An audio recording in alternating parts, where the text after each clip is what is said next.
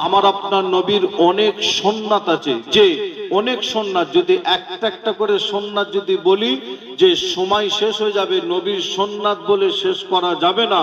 তবে আপনাদের কাছে জানাই যে একটা বাজারে সবজি বিক্রি হয়, নাম হচ্ছে কদু। আপনারা নাম শুনেছেন? কদু বিক্রি হয় না?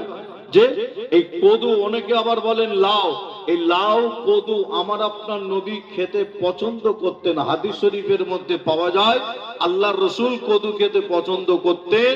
আপনি যদি কালকে বাজার থেকে নিয়ত করে একটা কদু কিনে এনে বাড়িতে রান্না করে যদি খান, আমার নবী খেতেন, আমিও খাবো, এই নিয়ত করে যদি আপনি খান, মনে রাখবেন আপনার আমলনামায় নেকি তো লেখা হবে, সাথে সাথে একটা নবীর সুন্নাত আপনি পালন করলেন। একবার জোরে বলুন সুবহানাল্লাহ।